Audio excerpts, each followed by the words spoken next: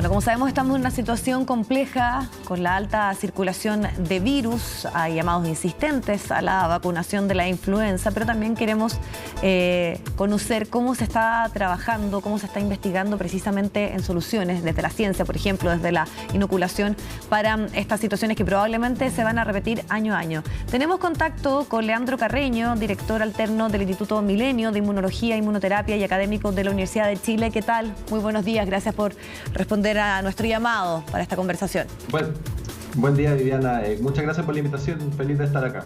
Sí.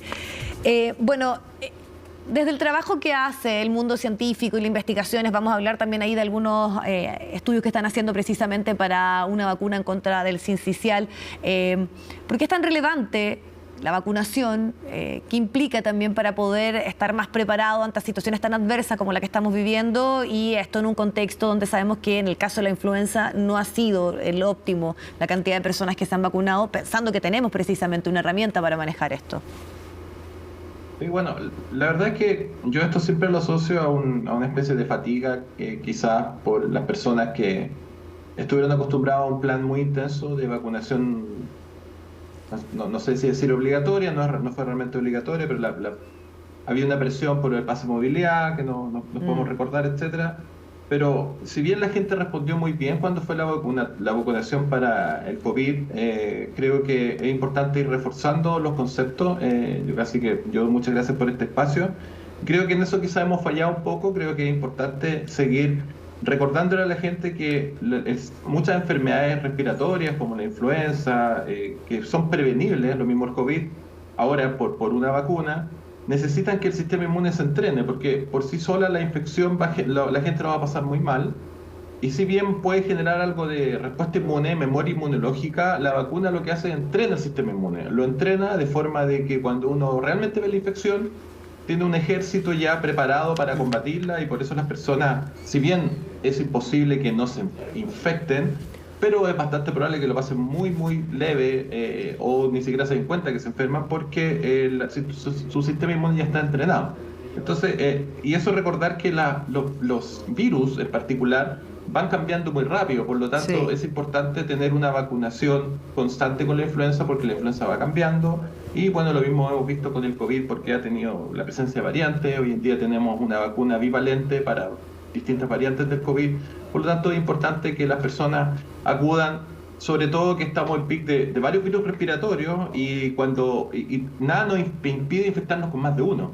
Pero cuando uno tiene vacunas contra algunos de ellos, por supuesto, baja la probabilidad de que lo pasemos mal. Sí, lo que hemos escuchado, y por eso también pensando en las investigaciones que ustedes realizan, es que el problema que se dio sobre todo con lactantes o con niños bajo los 4 años es precisamente que no han estado en contacto, producto de la pandemia, con virus que habitualmente circulaban, que eso podría ser una de las razones de la saturación y de esta combinación de varios virus de forma simultánea. También coinciden en aquello, en que inevitablemente lo que ha ocurrido en el último tiempo incidió en lo que estamos viviendo ahora. Sin duda alguna, lamentablemente es así, y es por eso que nos encontramos una dicotomía un poco compleja, porque cuando las personas normalmente se vacunan, esto antes de la pandemia, las personas, por ejemplo, un niño se vacuna contra el sarampión, no es que se vacune y luego lo encerramos en la casa para que no tenga contacto. Las personas se vacunan y salen para tener contacto con los microorganismos, y de hecho la infección natural funciona como una especie de refuerzo a la vacuna. Muchos nos concentramos cuando estuvimos en el tiempo de las aprobaciones de las vacunas de COVID, en la duración de las vacunas, que está muy bien, teníamos que tener esos datos, pero no es que lo olvidamos, pero no le dimos esa importancia en ese momento, de algo que ya sabíamos, de que la infección natural también sirve para reforzar. La memoria inmunológica es muy buena, pero va decayendo en el tiempo, y la forma de que esa memoria se mantenga en el tiempo es que estamos constantemente expuestos a infecciones. Entonces se dieron dos fenómenos. Uno, las personas adultas que habíamos tenido infección por influenza, por virus respiratorio sincicial, no todos se vacunan todos los años, pero esos porcentajes de esa población que no es de riesgo, que no lo pasa mal con la influenza, que no lo pasa mal con el sincicial, no volvieron a exponerse. Por lo tanto, hoy en día una persona adulta de, 30, 40 años se enferma con sincicial, no tiene el mismo nivel de memoria, no se va a enfermar gravemente ni mucho menos, pero lo que va a ocurrir es que lo transmite más. Entonces, esa transmisión más grande de los virus, porque poblacionalmente tenemos una menor entrenamiento en estos 2 o 3 últimos años, ha hecho que los virus se expandan más rápido y por eso los pics también se han ido adelantando. Entonces, lo que es complejo, y a mí me cuesta transmitirlo un poco, pero voy a tratar de hacerlo bien simple. Tenemos que defendernos de las enfermedades que son peligrosas. Yo siempre recomiendo a las personas que tienen niños de menores de 2 años, ojalá usen mascarilla en el metro, traten de enfermarse poco. Pero por otro lado, también es bueno que nos expongamos a infecciones para ir reforzando. Entonces, las mascarillas son una muy buena medida, pero para los grupos de riesgo creo que es importante no exagerar con la medida, porque si no vamos a poder volver con estos cuadros en los cuales la baja exposición nos tiene de esta forma. No sé si se entiende. Sí, es que es interesante. Están en grupos de riesgo, sí. Claro.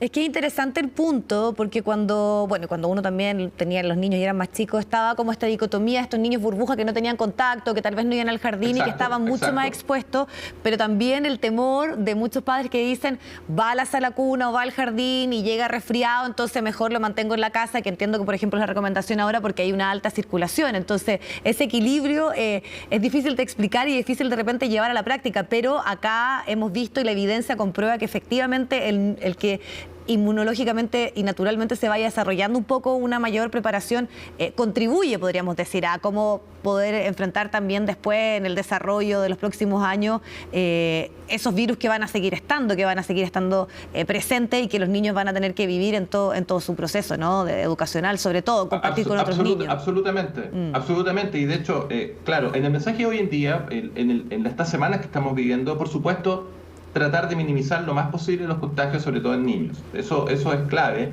porque estamos viendo una circulación viral muy alta. Y además tenemos otro problema, y ustedes lo anuncian en titulares, estamos no sé si estamos ya en emergencia. En preemergencia, sí. Preemergencia. La calidad del aire es muy mala.